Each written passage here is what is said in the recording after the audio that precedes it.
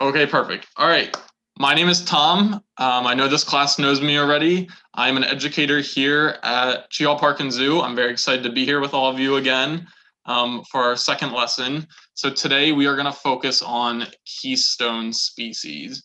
So Patty, I don't know how engaged your class wants to be today, but does anybody want to tell me what they think a keystone species is? I'm not sure how much you guys have touched on this yet. Y'all know about that. Casey said it's something that's really important to the environment. It's beneficial to a lot of species. Yeah, perfect. So they're hitting the main components. So yeah, really a keystone species is an organism that has an impact that's disproportionate to their abundance within their environment. So given that they're just a single organism and there may not necessarily be that many of them, they're having a really important impact on their environment and all of the other organisms and species within that ecosystem. And so one of the reasons that we may have a keystone species and that it's so important is because they're filling a role within their environment that no other animals or organisms may be filling. So what we call this in ecology is low functional redundancy. So that means, again, that species has a role within its environment that no other animals are doing as well. So that's really important because if that species was lost, the ecosystem and the environment would change drastically. And that's because that role would be lost overall. So now to kind of put that in perspective, let's say an animal such as a primary consumer, an insect, was lost from the environment for some reason. There's probably lots of other insects, right, that are eating similar plant species. And also there's probably those other insects can also be consumed by predators that are eating that insect. So if that insect were to go missing for some reason, there's plenty of other insects that are filling the same role within the environment, right? So there probably wouldn't be too big of a shift in the rest of the food web because other species could just fill in the space that species was filling. So does that kind of make sense that depending on how many other animals are filling a similar role, that can change how big of an impact one species is having within an environment. And so oftentimes keystone species will not have any other animals filling that similar role or that niche within an environment, and therefore their impact is really renowned.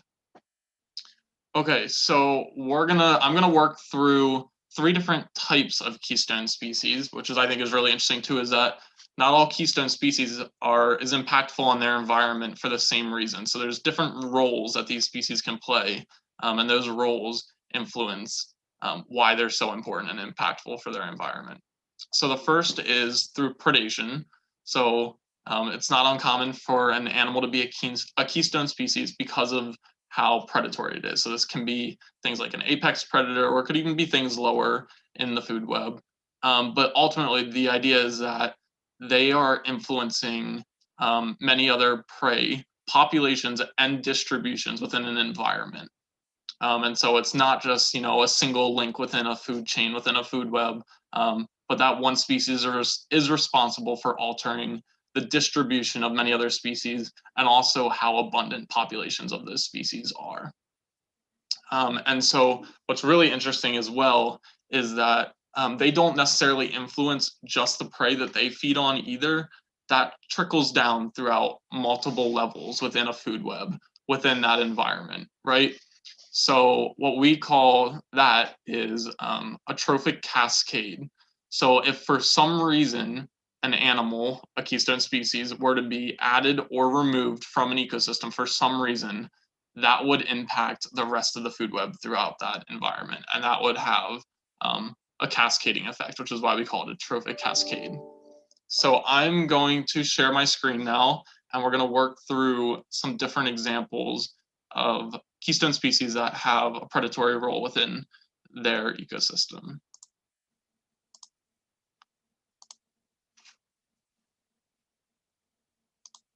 So hopefully you can all see my PowerPoint now. And we'll get started. So the first one I'm showing here is A pretty classic example that's often used when referring to keystone species. So what you're seeing on the left there is the purple sea star. And what the role that purple sea star played is that they helped to regulate populations of mussels and of barnacles, which is what you see on the right. So when those purple sea stars are present, those mussels and barnacles are kept in control. And that's really important because if those sea stars were not present, they would take up all of the space within their tidal plains. And so having those sea stars present clears up space by feeding on those other animals. And that allows there to be enough space for a whole lot of other animals within that ecosystem to be present. And so what the mussels and the barnacles were doing is they were taking up a lot of space and they were reducing availability of algae within the environment, especially benthic algae that's found sort of towards the ground. And so when they were reducing all that algae and taking up a lot of space, the result was that half of the biodiversity within that ecosystem was lost within just a single year. So that's a really good example of how just one animal, that purple sea star being present, can boost biodiversity. And that's a really important point as well. So what we often see with keystone species is that through their role in the environment, they are able to boost biodiversity within an environment. So the idea is that they are controlling animals that may either, what we say, monopolize the environment. So if one animal or two, such as the mussels and the barnacles, are able to take up all of the space, then there's not going to be space for any other animals, and biodiversity is just going to crash because it's just going to be those two animals present. But when they're removed from the purple sea star, then that opens up lots of other space for many other animals, such as sponges were found in the environment when those weren't present, anemones, and lots of other animals. So, and the reason I wanted to include this one is because this is a classic example within ecology. So this was actually not even something that was found naturally. A scientist by the name Robert Payne, I'm going to hit you with some history here really quick. He actually did some experiments where he removed the purple sea stars from the environment. And within a year, he was able to see those drastic changes. So he picked coastline in Washington state and removed part of that, the purple sea stars from part of that coastline, and left it in other areas and observed the differences in how the ecosystem and the communities within those ecosystems shifted after the removal or not of that species. And that's when he observed those huge biodiversity crashes after he did remove the purple sea star. So that's kind of how this term of keystone species was coined in the past, was after Robert Payne in the 1960s started this experiment and made this observation of how big of an impact just one species could have on the structure of an ecosystem. So I think that's really cool. Now you know where that term came from. And then we'll move on to another one. So when I was in school, this was often the example that was provided to me. And so what you see up here is a sea otter, and what they do, and this is very similar to the last example. So sea otters are capable of eating sea urchins. So what you see in the bottom left is sea urchins, and those sea urchins can really overpopulate an area, and they form whole herds that will just browse across what you see on the right, which is a kelp forest. And so what that is kelp can grow up and create these really long growths from the seafloor, and that's important. Breeding habitat for animals, that's important. Just, shelter, normal habitat, feeding areas for a whole lot of fish. So you can see schools of fish working through those kelp forests. But those kelp forests can literally turn into barrens if those sea urchin populations are not kept in check. And so that's where the sea otter comes into play. They are specialized in being able to eat those urchins. So what they'll do is they'll dive down, they'll pick up the urchins from the floor, the ground, and they'll bring them up, and they'll actually take rocks and they'll be able to crack them open and eat them. And sea otters are really effective predators because they are found in those colder environments. They need to eat up to a quarter of their body weight a day, a quarter % of their body weight per day so that they can support their really high metabolism to stay warm since they're in that cold water. And so if you can imagine, yeah, Patty, do you have a question?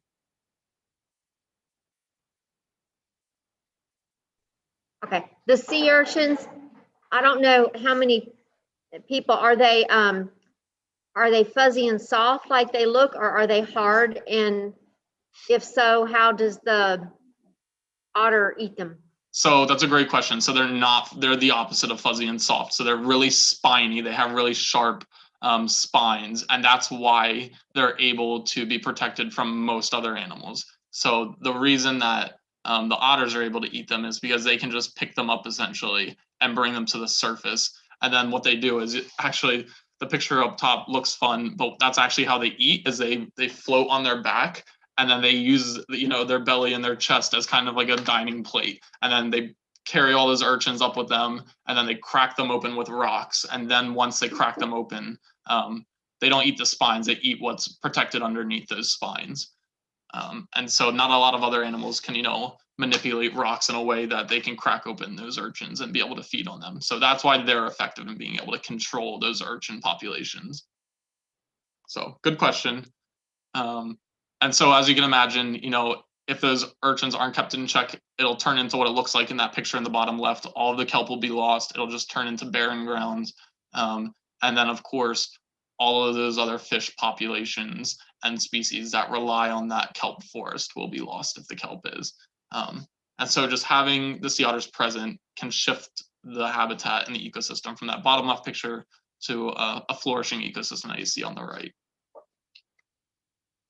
So anybody have any questions about that one or either of the last two examples before I move on? No? Okay, I'll move on. Okay, so the next type, so we've talked about predation. Yep. I'm sorry. No, you're fine. How did they what? No. How did the sea urchins protect themselves? Yeah.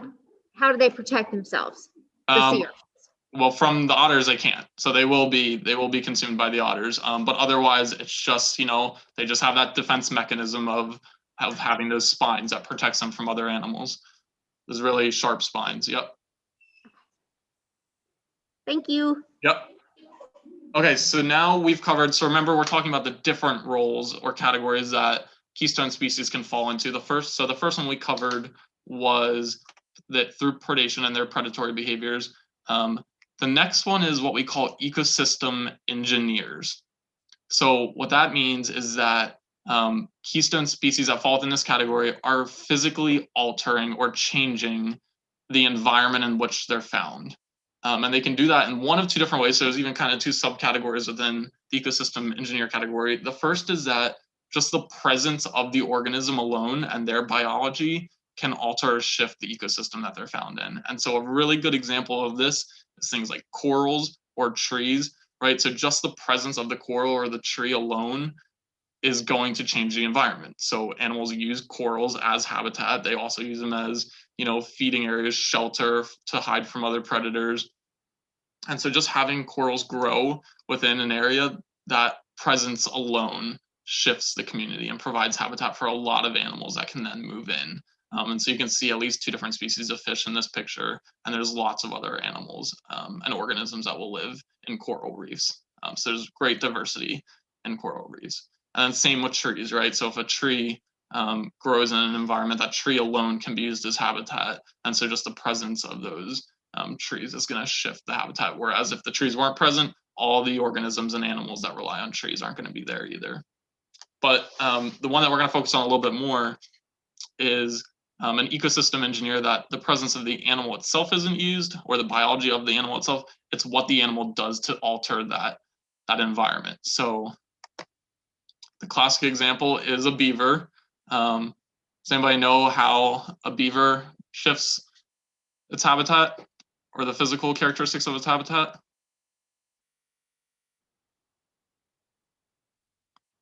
Anybody in Patty's class?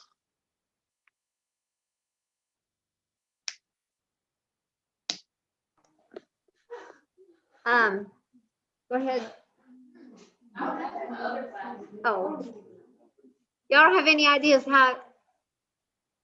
what are beavers? What are beavers going to do to physically change their environment? Does anybody have any ideas? They build dams. Okay. Sure. Yep. So first, they actually even control, which everybody jumps straight to the dams, which is the obvious answer. But what's really interesting to me is that they also have to knock down trees and chew those trees down to build those dams. And so when they're removing older trees or dead trees to build those dams, they're also keeping the woodlands in check as well. So they're preventing kind of that surrounding habitat from shifting to things like old growth forests and habitat. So not only are they altering the forest habitat by reducing old tree coverage, but then they're also going to take those trees and then they're going to create those dams. And so what that's doing, it's a huge physical change to the environment. They are kind of converting stream habitat and flowing water habitat into ponds. So they can dam up areas to the point where ponds will form. And now they've got a whole different type of habitat present. And that allows for the introduction of birds, fish, amphibians. So I actually worked for a PhD student who was studying how amphibians were using beaver created ponds within, high elevation environments. And so he used that as one of the variables to understand what was impacting the presence of amphibians. And so amphibians will respond to the creation of ponds and start using them as breeding habitat. And so that's a good environment for them to lay their eggs and start to, have populations growing within areas that they may not have been if it was only flowing water, right? So frogs can't really lay tadpoles in streams. They would all just wash downstream. But once a pond is created, now they have a controlled water environment and wetland in which these tadpoles can grow and start populations there. So just by that beaver creating that new habitat, entirely new populations can start to use that habitat, which is really interesting. And then they're also important for, endangered and threatened species. So there's a number of salmon species that will actually benefit from those stream environments just being a single reach, being broken down into segmented reaches between those ponds. And so same for the amphibians. Salmon will actually use those as areas for the young to rest and to grow. And then also it was found that a large percent of salmon populations would overwinter as well in these beaver ponds and wetlands in some areas, which is really interesting. So that's a great example. So what we look at is the abiotic and the biotic impacts that an ecosystem engineer has on an environment. So that's a really cool example. We had one question. Madison, what were you saying? Don't beavers use their tails to break up the wood and stuff? So I know they use their tails as kind of a defense warning. I think primarily they have really big teeth that they can use to gnaw down those trees. That's why you often see the trees getting pointed at an edge. They kind of create like an hourglass where they're gnawing around the tree to break it down to the point where it will knock over. So that's how they knock them down originally, and then they'll pull over whatever they knock down over to their dams. But their tails are important, so they use their tails for swimming. And then I've actually been around beavers that will, they will slap their tail against water really hard as kind of a way to warn you to back away. And so that's definitely kind of a defense mechanism. So the tails are important. Any other questions? Okay, I will move on to another one. So I was hoping I was gonna have this guy here to show you today in person, but unfortunately I couldn't get my hands on one. But this is a little bit more relevant for our geographic location. So does anybody know what that is? What animal that is?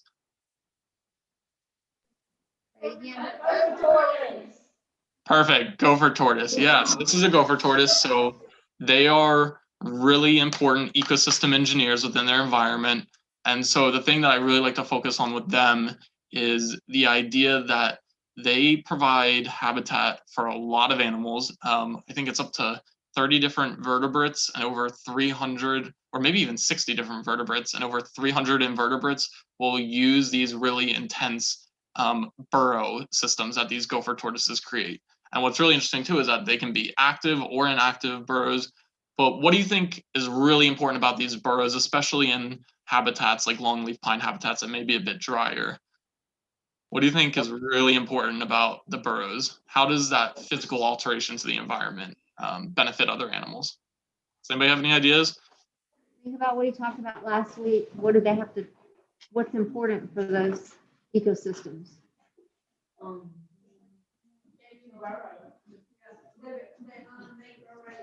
He just, yeah, he just said that.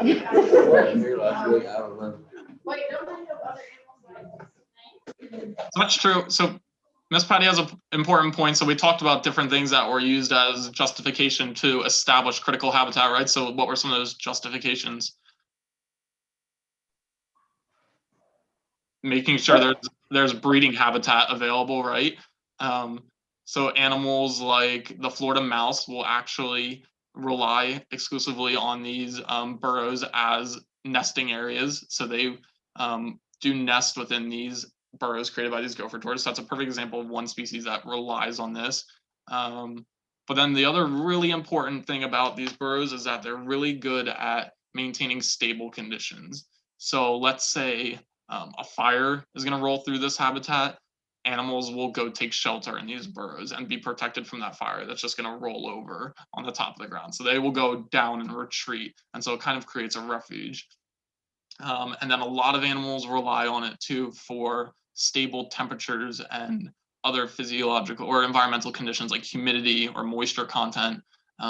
So things like the gopher frog go into these burrows to make sure that they don't dry out. So once they get deep enough into these burrows, there's stable enough humidity and moisture available that they won't dry out. If it gets too hot, they can go down in these burrows, it'll be cooler. If it gets too cold, animals can also go down in these burrows and it'll be warmer. So they don't have as great of fluctuating temperatures, and so they provide a nice stable environment for a lot of animals to use as shelter and as refuge sites. So eastern indigos will go down. They will also use it to find mates. So there's a whole lot of reasons that they're used. They're used as shelter, right?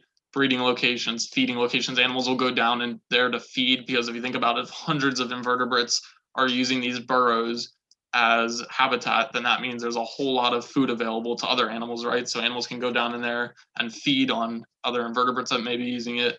So I was reading a study which is really interesting, and they were looking at the impact of burrow density on longleaf pine environments, and it was found to be the most important indicator of wildlife biodiversity of vertebrates within that longleaf pine habitat relative to other impacts such as fire frequency, how much other habitat characteristics were present like coarse woody debris. Burrow density was found to be the strongest predictor of biodiversity within that environment. So really important. That was able to provide justification for classifying a gopher tortoise as a keystone species.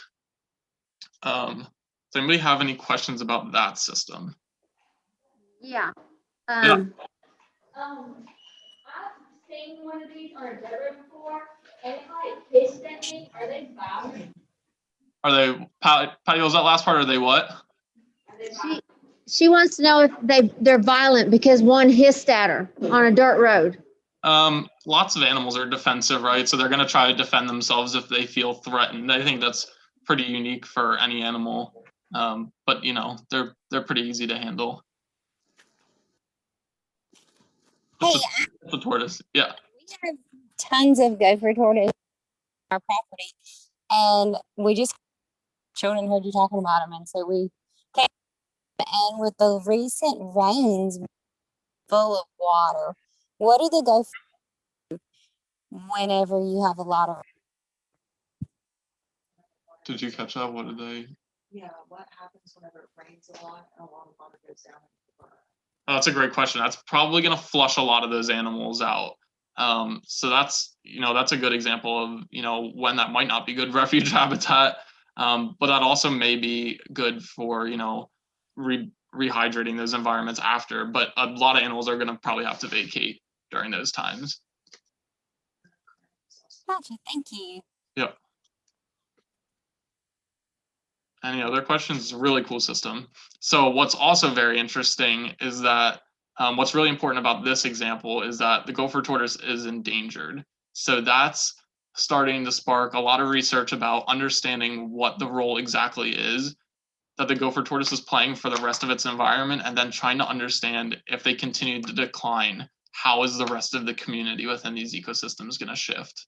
And so, you know, there's reasons for people to be concerned about the persistence of gopher tortoises. Because, right, we talked about at the beginning, if an animal is lost, then there could be drastic changes or shifts within the rest of the ecosystem. Okay, and then let's see. All right, so moving on to, I'm going to do this one really briefly because I want to get to something else. There's one other category. So we've gone through predation now, ecosystem engineers, and then there's what's called mutualistic keystone species. And this is just an idea that there needs to be one or more species that mutually benefits the other in order to support those populations. So a classic example is pollinators. So there's a lot of plants that rely on pollinators to be able to reproduce, because those pollinators will carry pollen from one plant to the other.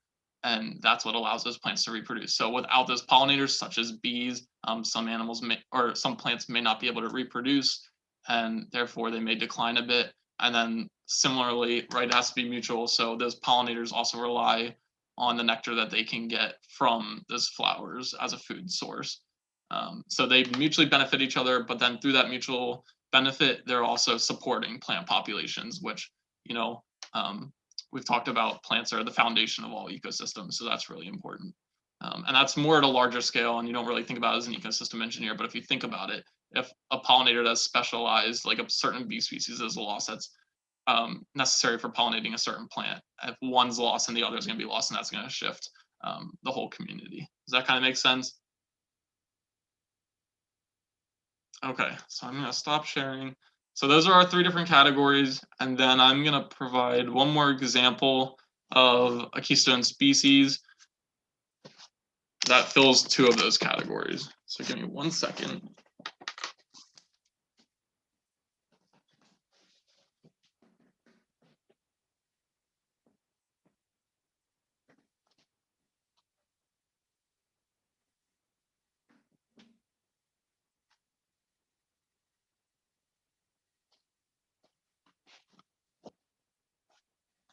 So this is an American alligator. They are also considered a really important keystone species, and that's because they fill 2 of those different roles. So does anybody have any ideas as to why they are important keystone species, or which of those 3 roles I just went over they might fill? Does anybody have any ideas? What did you say? They make burrows. Okay, one says that they make burrows, and Perfect. So let's talk about that really quick. So what category would that fall in?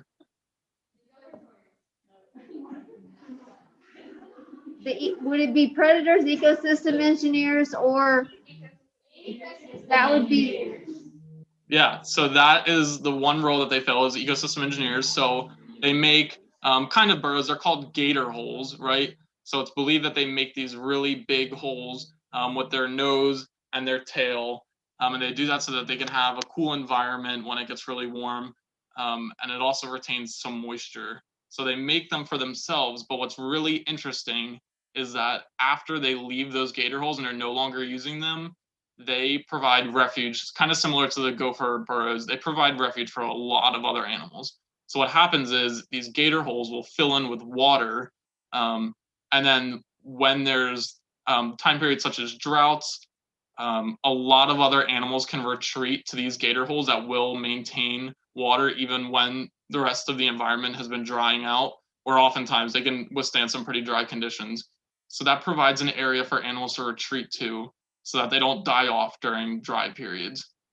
Now, obviously, there's some risk associated with that, because if animals are getting confined to a single location, they're more prone to being eaten, right? But that outweighs just, you know, being lost due to desiccation and drying out and not having any water available at all. So provides nice refuge for animals to retreat to during dry periods. But then they also do something else as ecosystem engineers, which is kind of interesting, which kind of falls on the other end of the spectrum, is that they build nest mounds that are about 3.5 feet high and 6 feet wide. And so since those are raised up off the ground, if there's floodwaters, animals can retreat to those mounds to get out of those floodwaters. And also there's just a number of other species that will actually use those mounds created by the gator as their own nesting habitats. So some turtle species in similar environments will go and they will use the mounds created by the alligators as their own nesting places to, incubate their eggs. And so, so between those gator holes and those nest mounds, they are really providing some new habitat that they're creating that can be used by other animals. Okay, so that's the ecosystem engineer aspect of it. Do you know what the other role that they may play as a keystone species? They were saying predator. Yep, predatory. So sure. So they prey on a lot of animals. They're pretty opportunistic. They'll eat what they can get their mouths on. So I was actually reading another study that was looking at their role as a keystone species, and what they found is that they looked at an entire food web within a cypress wetland habitat in Florida, and they found that the animal that had the greatest impact on other prey species was the American alligator. So they had either a negative or positive effect on up to about 20 other species within their environment, which was greater than any other predatory species in that food web. So animals like frogs, salamander larvae, small mammals like mouse and rats, right, all had positive interactions with the alligator, and that their populations and their abundance could increase when alligators were present. Why would animals that are lower on the trophic scale benefit from having an alligator present? Does anybody have any ideas?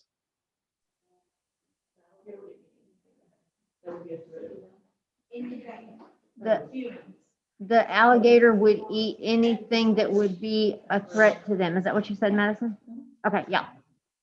Yeah, exactly. So even though the alligator, for the most part, isn't directly feeding on small things like tadpoles or salamander larvae that are really small and in the water, they are eating animals kind of midway through the food web and the food chains that will eat those animals. So again, when an animal keeps certain prey populations in check, that can trickle down lower into the food web and help boost population sizes of animals that are lower down. So in this study, the alligators were eating things like turtles and snakes that are going to go feed on smaller things like frogs and mice. And so by alligators keeping those populations in check, biodiversity was able to increase, and then abundance within those populations that are found also increased. So really cool way to just understand how one animal can have effects that trickle down all the way to lower levels within that trophic scale, and have some impacts. So these guys are cool too, because they played two different roles that really impact their environment: that ecosystem engineer and the predatory role. Does anybody have any questions about the gator or that system? I have one. Is that one nicer than Stubbs? Stubbs hates me. What? No, Stubbs is nice. I like Stubbs. Stubbs is like not nice to me. I like Stubbs. I think Stubbs is nice too. He scares me. I'm still not. Well, you don't know Stubbs. Stubbs like wiggles and all this other stuff. So I'm just not as good at handling them, really. Yeah. Stubbs he does get a little, he gets some emotion in him sometimes, but they calm down after time. How old is this one? They asked. About 3 years old. Okay. So this is older than this gator would still be when it's with its mother. So gators, when they're really small, they're actually pretty vulnerable to predation themselves. So it's not until they're about 4 feet in size that they're able to be considered a keystone species and playing that role of a predator themselves. So they'll actually stay with the mother for a couple of years until they get large enough that they can't be consumed. But once they reach that threshold, then they don't really have too many natural predators other than humans. Okay. And we're not natural, so. Yeah. So really just the takeaway is that these keystone species can have really important impacts on a large number of other animals and kind of shape the ecosystems that they're found in because of the roles they play. And then, that can have some really important conservation messages, right? So if we're protecting just that one species, and protecting that species is important because if it's lost, it can have some profound impacts on the rest of that ecosystem, right? So paying attention to things like gopher tortoises and how we can ensure their stability and therefore the rest of longleaf pine ecosystems is really important. And that's all I have for you guys today. So I'll open it up to questions. Questions? What's the alligator name? What's that alligator's name? This is Tick. Do y'all know why? Me? Off of Peter, yeah. I was gonna see if they knew Peter Pan. Oh, is that what it's from? Really? Oh. Now I know.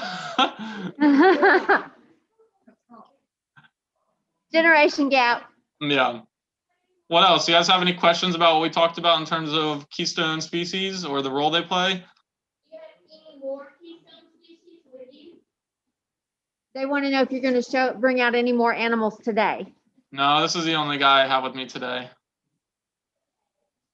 He's cool though, right?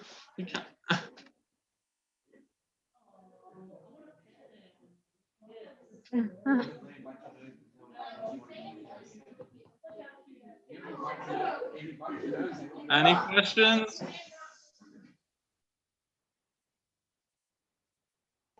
No. They want to know if you can show how long it is. Stand up and show how long.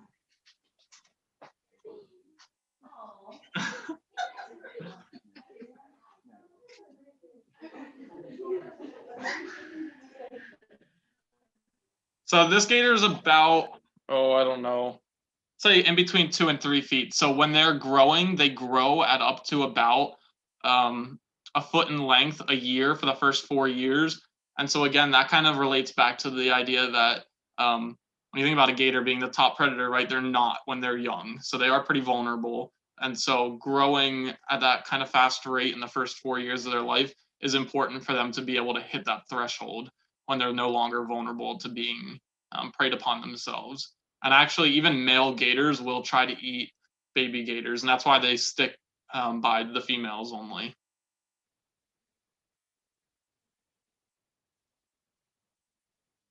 Any other questions? All right, Patty. I think that's all their questions that they have. Okay, cool. Well, thanks so much for joining us again today for this talk. We'll see you next week. Thank you.